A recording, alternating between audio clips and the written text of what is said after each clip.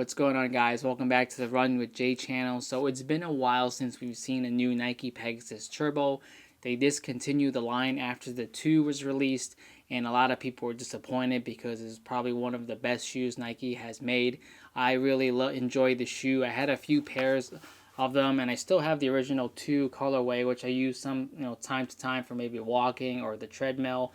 But finally, after a couple of years, Nike has finally released a new Pegasus Turbo. This time they're calling it the Pegasus Turbo Next Nature.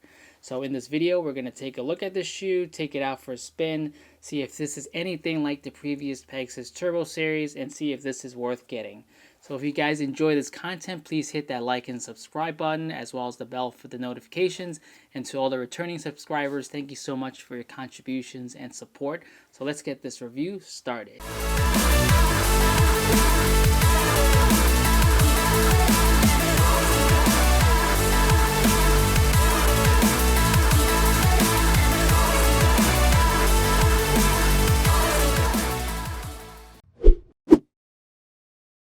So as usual, let's get the specs out of the way for this shoe. So the Nike Pegasus Turbo Next Nature was released in August of 2022.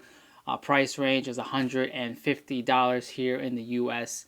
It weighs at about 8.6 ounces for a size 8.5. So it's got a little bit heavier since the Pegasus Turbo 2, which weighs at about 7.2 ounces, which is a really light shoe. One of the reasons why a lot of people loved it and used it for marathon training. It was at the time probably one of the best companion shoes for marathon training, along with the Vaporfly and Next Percent. So the offset for the Next Nature is about 8 millimeters as well, similar to the Pegasus Turbo 2. So this shoe is true to size, so I do not have to go up or down in sizing, and there is plenty of toe room in the toe area as well as the midfoot and in the heel area as well.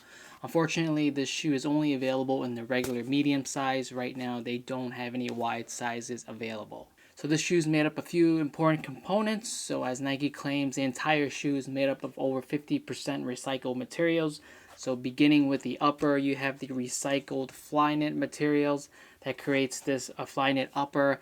It doesn't feel exactly the same as your traditional Flyknit. It's a lot thicker and rough, and it is pretty hard to get your feet in the shoe. There's no pull tab or anything in the back. On the tongue there is a little bit of a tab, but still it's very tough to get in, and the entire upper is very stiff. When there's a lot of stitching in places that it could be very uncomfortable for people's feet. The plus side is there's some padding in the heel, ankle area, that's Zoom X foam, which is very soft and comfortable for your feet. But the tongue is kind of like one piece with the Flyknit. It's kind of sewn in together, so there's really not much adjustment that you could do. There's not really any padding on the tongue as well. So the design kind of imitates the Pegasus Turbo 1 with the stripe in the middle, but instead it's Flyknit yarn. So in the midsole you have the foam, the carrier foam on the outside, and the Zoom X scrap in the main midsole area.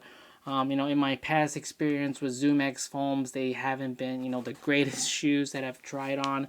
I appreciate Nike going with the more, eco-friendly route, but unfortunately that means it's sacrificing performance, in my opinion. So the Zoom X foam is definitely not the same as your traditional, high-end foam that is used on racing shoes that Nike has.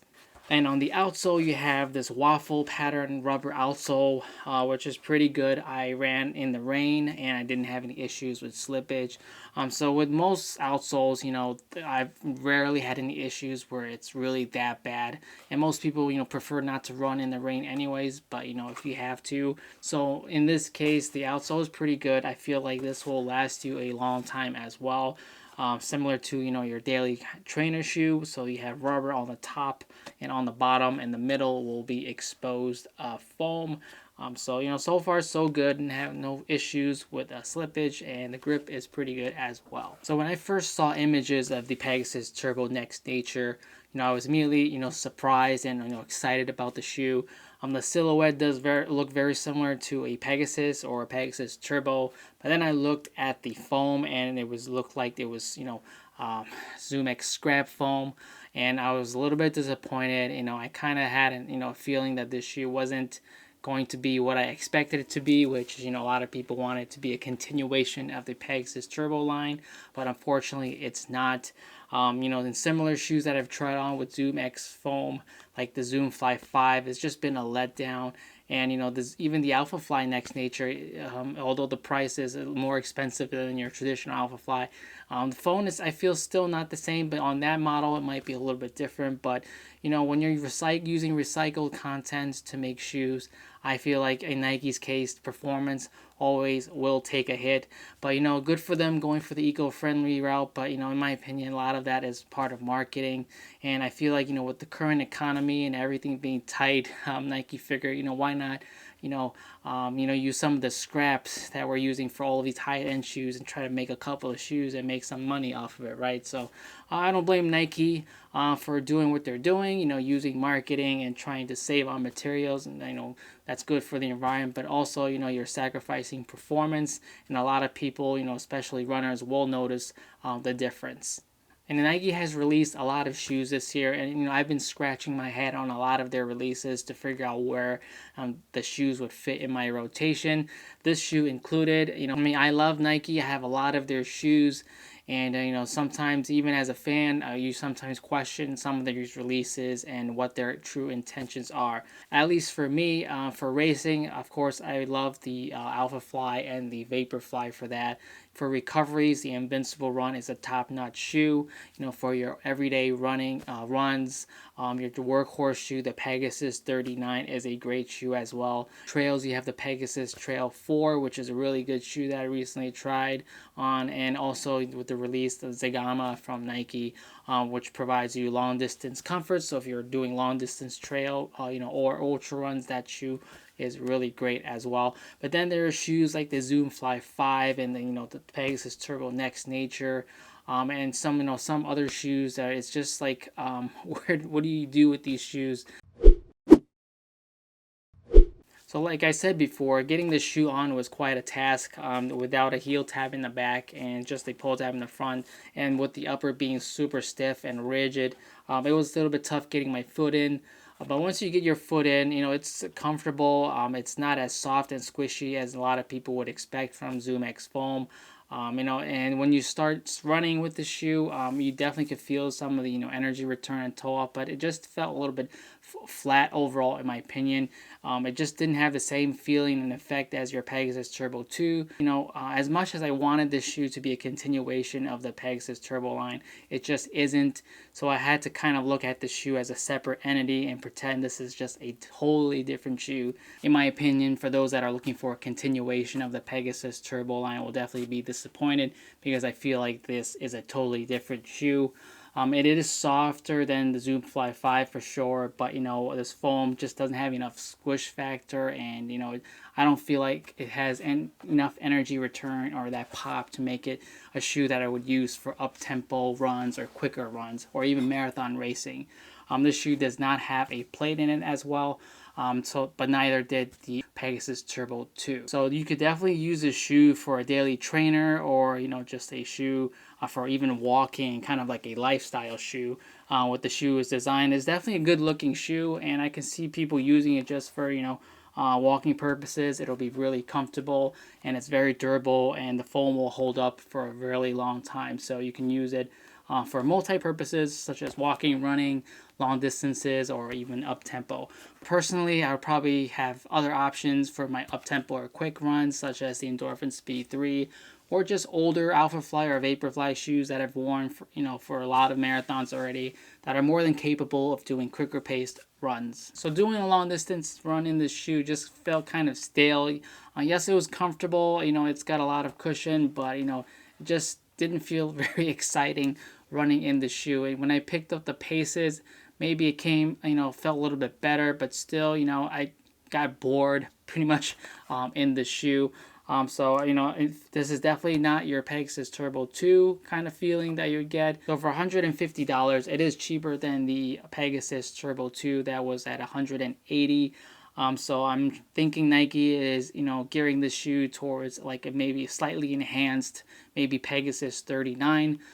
for people that are looking for just like an upgrade from the Pegasus 39. But then again, I feel like the Pegasus 39 honestly is a better deal and a better shoe compared to this. That shoe is solid, and this year's version was very comfortable, and I feel like you get a lot more out of that shoe, and it's a little bit more comfortable for kind of daily usage as opposed to this Flywire, which could be uncomfortable for some people with some of the stitching in the front of the toe area.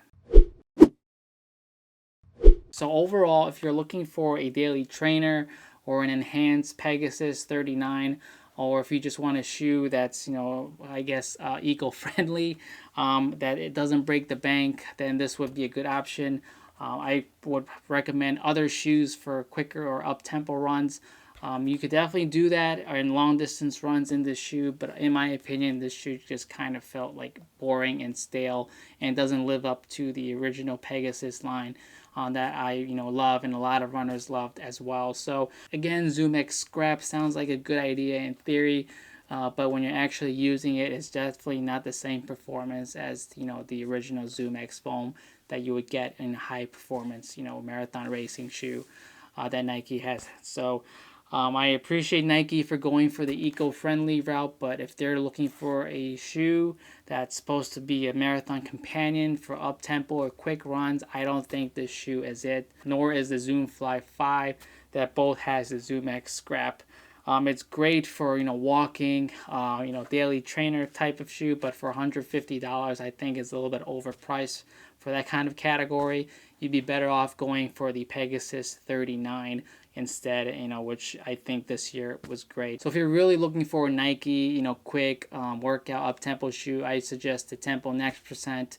Or if you have an old pair of Vaporfly and Alphaflies I've used for marathons, those make really good, shoes for those kind of purposes. I have a pair of Alphaflies that I have over 300 miles in it, and it still works. I mean, obviously it doesn't have the same pop as a brand new pair, but it's great for work, fast, quick tempo workouts, and can use it for long distances as well. But other than that, I would suggest other brands, probably like the Endorphin Speed 3, which is a solid shoe and great for those quick, paced runs. So thank you guys for watching this video. I hope you enjoyed it. Let me know down in the comment section below, what do you guys think of the Next Nature? Is this a shoe that you're going to get, or you'll probably pass up on? And is this shoe worth the hype, or you think this shoe is overhyped? I'd love to hear all of your comments, feedback, and questions down below, so feel free to leave them there.